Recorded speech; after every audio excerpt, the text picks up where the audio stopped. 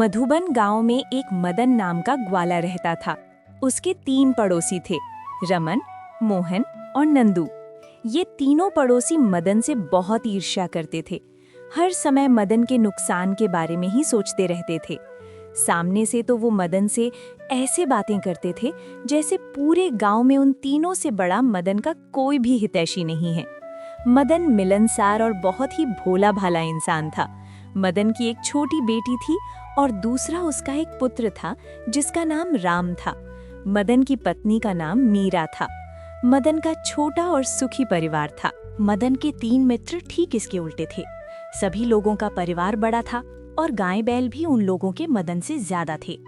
मदन के पास बस 2 गायें थीं और बैल एक भी नहीं था। मदन के खूंटे पर बैल नहीं थे, जिसकी वजह से मदन बहुत ही लाचार रहता था। ना चाहते हुए भी मदन को अपने पड़ोसियों के पास जाना पड़ता था और वे मदन को जब भी उनसे बैल मांगने जाता तो बड़े कड़वे वचन सुनाते। उनके कड़वे वचनों का सामना करने के बाद बैल तो मदन को मिल जाते थे।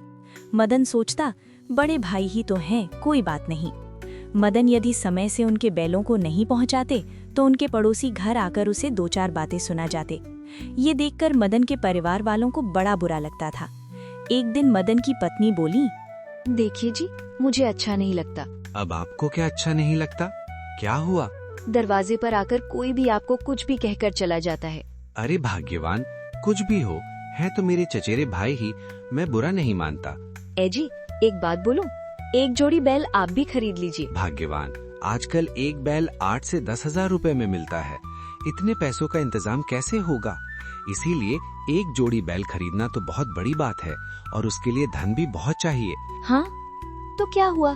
पैसा चाहे कितना भी लगे, एक जोड़ी बैल हमारे खूंटे पर भी होने चाहिए। हमें अपने लिए ना सही, बच्चों के भविष्य के खातिर तो बैल चाहिए ही। इसके लिए तो खेत गिरवी रखना पड़ेगा। कोई बात नहीं, जब अपने बैल आ जाएंगे ना तो धीरे धीरे मेहनत करके खेत को छुड़वा लेंगे। ठीक है, मैं बात करता हूँ। बापू, अम्मा ठीक बोल रही हैं। आप एक जोड़ी बैल खरीद लो। अपनी पत्नी और बेटे की बातों को मदन मना नहीं कर पाया और हामी भर दी। अगले दिन लाला से बात करके अपने 1 बीघा खेत को गिरवी रख दिया और उसके बदले में मदन को 19,500 रुपए मिले। मदन उन्हीं पैसों से एक जोड़ी बैल खरीद लाया। वे उन दोनों बैलों को लेकर अपने गांव की तरफ आ ही रहा था कि उसी समय उसका पड़ोसी रमन उसे देखकर बोलने लगा, मदन तो एक जोड़ी बैल खरीद कर ला रहे हो? हाँ काका, खरीद कर लाया हूँ। कितने के लिए है? काका, आपके हिसाब से इन बैलों की क्या कीमत होनी चाहिए? रमन ने हिसाब लगाते हुए कहा, मेरे हिसाब से तो ये 30-32 हजार से कम के तो नहीं होंगे। दोनों बैल काफी ताकतवर और मजबूत थे। मदन कहने लगा, काका, ये दोनों बैल मुझे 19,500 रुपए में पड़े हैं। ये कहकर मदन बैलों को अपने घर की ओर लेकर चल पड़ा। मदन के मुंह से 19,500 सुनकर रमन के पैरों तले जमीन खिसक गई। वो अंदर ही अंदर उससे ईर्ष्या से जल उठा। 19,500 में एक जोड़ी बैल खरीद लाया। रमन एकदम से बेचैन हो उठा। कुछ देर सोचता रहा, फिर अपने घर की ओर चल पड़ा। मदन ने दोनों बैलों को खूंटे से बांधकर आवाज लगाई, राम बेटा, इधर आओ। बापू, बैल ले आए। मदन हंसता हुआ बोला, खूंटे की तरफ इशारा करते हुए बोला। 2 बैलों को खूंटे से बंधा देखकर राम खुशी से उछलने कूदने लगा। मिया भी रोली चंदन अक्षत से सजी थाली से दोनों बैलों की आरती उतारने लगी। फिर दोनों बैलों के माथे पर तिलक लगाया। तिलक लगाते ही बैलों की सुंदरता और बढ़ गई। तभी गांव के 2-4 लोग वहां आ जाते हैं। वे लोग भी दोनों बैलों को देखकर मदन की खूब तारीफ करते हैं। कोई कहता है, मदन कहाँ से लाए हो इन बैलों को? मदन भैया, आपके दोनों बैल अव्वल दर्जे के हैं, सेवा खूब कीजिएगा। तो दूसरा कहने लगा, पड़ोसियों को तो आज रात का खाना भी हजम नहीं होगा। आदमी सही है, पर अपने स्वभाव से लाचार हैं वे लोग। कुछ देर बाद सभी लोग चले गए। उसी रात मदन के पड़ोसी रमन के घर पर मोहन और नंदू आपस में बैठकर बातें करते हुए कह रहे थे। रमन बोला, मदन एक जोड़ी बैल खरीद लाया है, मैंने अपनी आंखों से देखा है। नंदू कहने लगा, मदन एक जोड़ी बैल लाया है, आपको कैसे पता? रमन बोला, तुम बात सुनते कम हो और सवाल ज्यादा करते हो। रमन ने दोनों से कहा, इस तरह आधी रात तक एक दूसरे से बात करते हुए कभी कोई किसी को डांटता तो कभी कोई किसी पर झल्ला उठता। बड़ी कश्मकश के बाद तीनों ने ये निर्णय लिया कि सुबह मदन के घर जाकर एक साथ नहीं बारी बारी से जाकर तीनों लोग एक साथ उन बैलों में कमियां निकालेंगे और कमियों का भ्रम फैलाकर उसके बैलों को हटवा देंगे। मोहन और नंदू ये कहकर अपने घर चले गए। अगली सुबह करीब 5 बज रहे होंगे। मदन दोनों बैलों और दोनों गायों को चारा डाल रहा था। तभी मीरा वहां आई और कहने लगी, अब आपको किसी के भी घर खेतों की जुताई के लिए बैल मांगने नहीं जाना पड़ेगा। भाग्यवान, कुछ दिन में हमारी दोनों गाय भी दूध देने लगेंगी। मीरा कहने लगी। सब कुछ अच्छा अच्छा सा लग रहा है। तभी बाहर से रमन कहने लगा। अरे मदन, रमन की आवाज सुनकर बाहर आ गया और वहाँ मोहन और नंदू भी पहुँच गए थे। मदन ने तीनों को प्रणाम किया और ये तीनों इशारों इशारों में अपने बनाए हुए जाल के अनुसार नंदू मदन को कहने लगा। भैया रमन बोल रहे हैं कि आपने बैल खरीदे हैं, वे भी एक जोड़ी। मदन कहने लगा, हाँ नंदू भैया, कब तक मांग मांग के गुजारा होता, एक दिन का काम तो है नहीं। हाँ भैया, जरूरी भी है। मैंने तो पहले ही आपसे बोला था, मदन भैया बैल खरीद लीजिए। सब समय समय की बात है, भविष्य कोई नहीं जानता भैया। हाँ ठीक ही कह रहे हो भैया।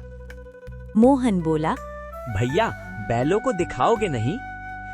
क्यों नहीं, क्यों नहीं, चलिए आइए। कहकर तीनों बैलों की तरफ मुड़ गए। इधर ये तीनों कुटिल मुस्कान लिए मदन के पीछे पीछे चल रहे थे और मदन अपने बैलों को दिखाने के लिए उनसे आगे आगे चल रहा था। जब वे बैलों के पास गए तो बड़ी बारीकी से घूम घूम कर बैलों का मुआयना करने लगे। करीब आधे घंटे तक बैलों को देखते रहे। जब इन तीनों को बैलों में कोई खराबी या कमी नहीं दिखी तो वे अंदर ही अंदर जल भुन उठे। भैया, नंदू भैया और रमन भैया, आइए चारपाई पर बैठिए। वे लोग चारपाई पर बैठ गए। मदन भैया बैल कितने में पड़े हैं? 19,500 में जोड़ी पड़ी है भैया। 19,500 मैं? अरे बाप रे बाप, इतना महंगा। और वे दोनों बैल बुरे से दिखते हैं। देखो जरा, दोनों को गौर से देखो। मदन इन बैलों को लेकर आ रहा था, तभी मैं ये बात कहने वाला था, लेकिन चुप हो गया कि मदन बुरा मान जाएगा। मदन भैया आप नाम बताइए, ससुरे का मुंह तोड़ देंगे। हाँ भैया, उस व्यापारी की इतनी हिम्मत कि हमारे होते हुए हमारे किसी पड़ोसी को ठग ले।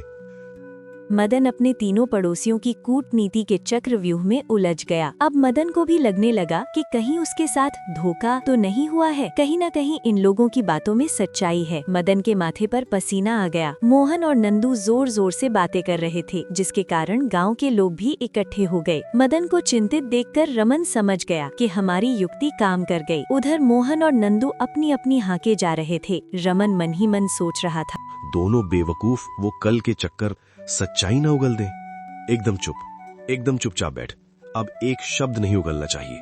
आंखों से इशारा करते हुए फिर रमन ने उन्हें कहा। फिर मदन से कहा, मदन चिंता मत करो, मैं इन बैलों को बिछवा दूंगा, फिर सही से तुम्हारे पैसे तुम्हें मिल जाएंगे। नंदू, किसी ग्राहक को ढूंढ इन बैलों को बेचने के लिए, और साथ में नए बैल खरीदने का भी इंतजाम कर। फिर तीनों लोग वहां से चले गए और गांव वाले भी अपने अपने घरों की ओर चले गए। देखते ही देखते कब सूरज सर पर चढ़ गया पता ही नहीं चला। मदन अपने पड़ोसियों की चाल में फंस गया और वो अपने आप से कहने लगा, मेरी मति मारी गई थी जो मैं बिना किसी परामर्श के खुद ही इन बैलों को खरीद लाया।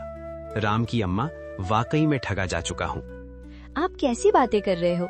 दोनों को देखिए, फिर बूढ़े तो लग नहीं रहे हैं। बापू, दोनों बैल बड़े सीधे और अच्छे हैं। मीरा प्यार से समझाते हुए बोली, आपको पता है ना कि आपके पड़ोसी आपसे कितनी ईर्ष्या रखते हैं? जिनके मन में जलन हो, भला वे किसके हित की बात कैसे कर सकते हैं? ये भी तो हो सकता है कि ये उनका कोई षड्यंत्र हो। आप जरा ठंडे दिमाग से सोचिए। राम की अम्मा, तुम ठीक कह रही हो सकता है ये भी उनकी कोई गहरी चाल हो। राम की अम्मा, मैं लोगों की बातें सुनकर डर गया था, क्योंकि 1 बीघा खेत गिरवी जो रखा है। उसकी पत्नी मीरा और बच्चे खुश हो गए। समय बीतता गया। मदन अब किसी के भरोसे नहीं था। उसके पास खुद के एक जोड़ी बैल थे। खेत का काम अब समय पर हो जाता था और मदन के खेतों में अनाज की उपज भी बढ़ने लगी।